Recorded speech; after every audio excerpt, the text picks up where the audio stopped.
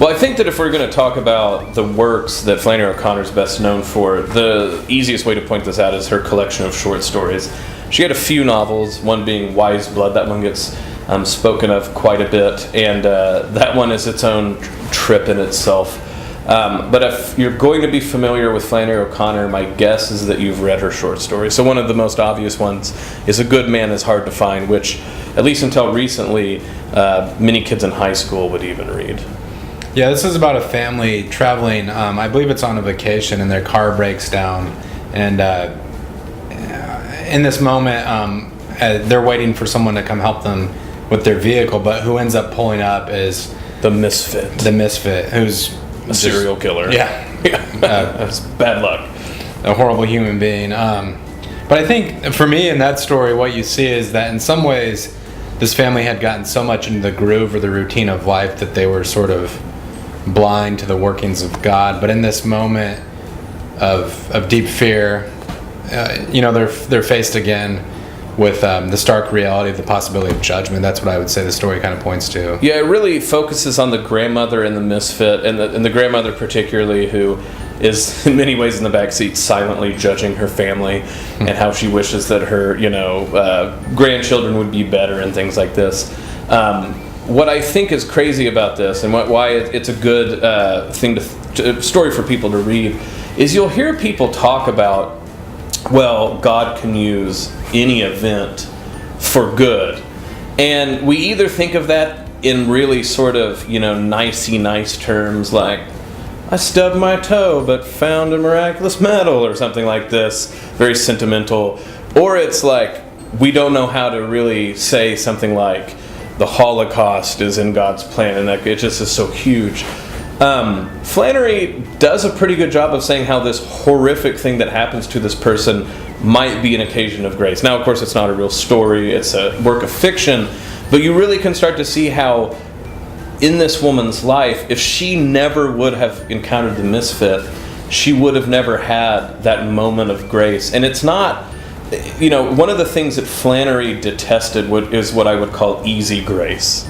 Like this idea that grace is just this, happy little Casper ghost that sort of sprinkles happiness around. No, for Flannery, this woman wouldn't have had to look in the sort of face of her of the difficulty of grace unless the misfit came.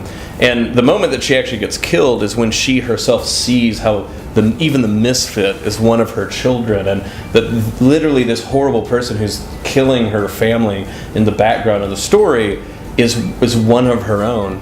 And then the misfit, after he's done doing all of these things, has some of the most profound things to say about what life is like if we don't have something like grace and transcendence. But Flannery could really draw out profound points from the most mundane elements of life. And another story that I keep going back to, and it just kind of has a surprising turn to it, is Parker's Back.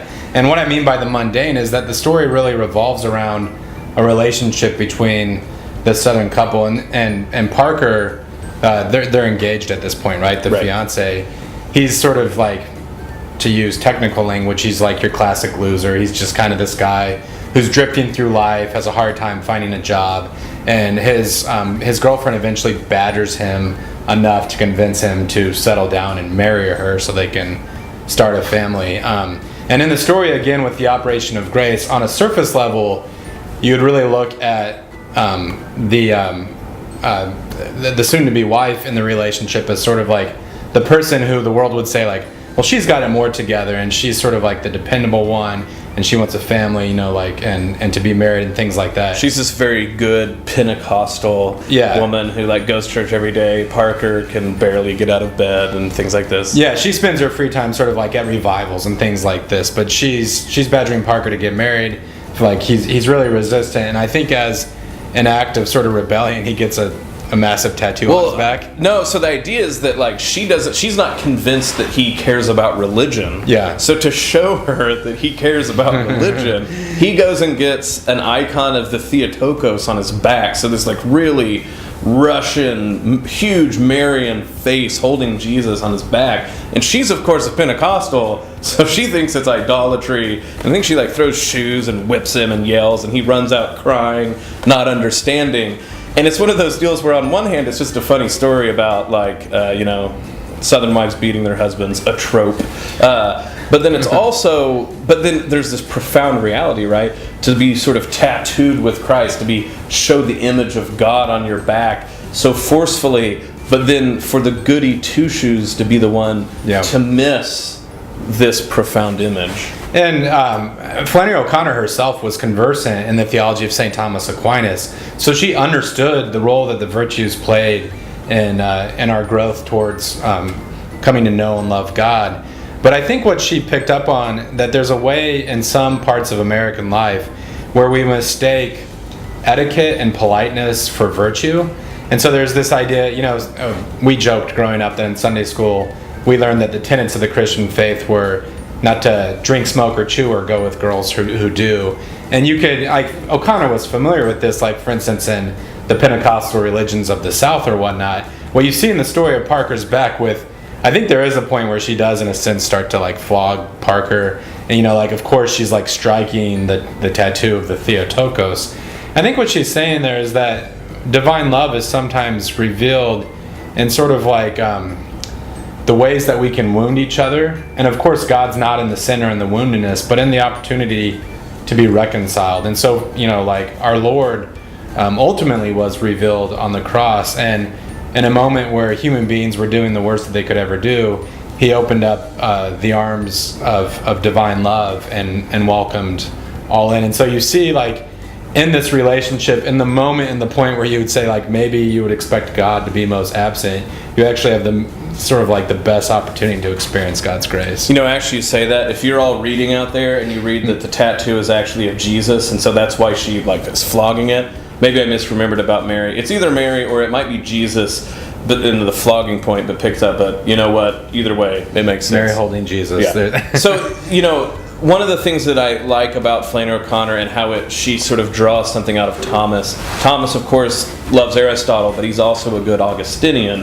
And so sometimes when you hear people talk about virtue, they'll act like virtue is against ideas of conversion. Flannery O'Connor shows how you can still have Augustinian sort of in the confession moments, but really St. Paul moments, being knocked off of your horse moments. And her stories are replete with those reversals. Yeah. So you have, I think it's called The Big Freeze, where a guy, again, he's back from like school in the North, back in the South, and he is sick, and so to make his mom mad, he asks a Jesuit priest to come, I think, hear his confession, and he has in mind like a Jesuit who wore a blazer in Fordham or something like that. But in the South, it's a one-eyed Irish Jesuit who yells at him about the four last things and scares him. You have one where I think it's everything that rises must converge, where there's this old Southern mom who is racist and bad and like has all these horrible ideas, and you have this son who is just, everything she does mortifies him, and like you're identifying with the son because he's forward thinking, but then the mom has like a stroke and it just goes completely nuts, and you're surprised about who you're siding with and what's going on. We mentioned this in the other video, Revelation, where you think that the woman who's the good one is the one who has to learn that the fools enter paradise first, and that the burning heat of the Son of God melts even our virtues away. Yeah. The things that we hold highest. So Flannery O'Connor is someone that even us telling you that there's loads of surprises in store still surprises me, stories that I've read time and time again. But the sort of bigness of God and his willingness to bestow grace on the people least likely to expect it. And that, I mean that in two ways. On one hand, sure, the misfit, the grungy person, the grotesque, but also the goody two-shoes who we assume doesn't need the grace. Sometimes they're particularly the people that it's the misfit provides them the opportunity for these themes that Bo is talking about. You could see this on a broader level with all of O'Connor's writings, where she at times would talk about the Christ-haunted South. And if you get into her letters and things, she had no illusions about the sins of the South. She was fully conversant with the history, and she lived down there and saw the racism firsthand. But I think for Flannery O'Connor, she thought that with the South, the sins were so up front that there was a certain sense where, like, in a way, they were closer to being redeemed, because you could see, like, for instance, with the history of the Civil War, where the North, in a sense, like, was on a slightly, well, I mean, the history is complex, but like a little ahead of the curve in terms of some of the reforms that were put in place and things like that.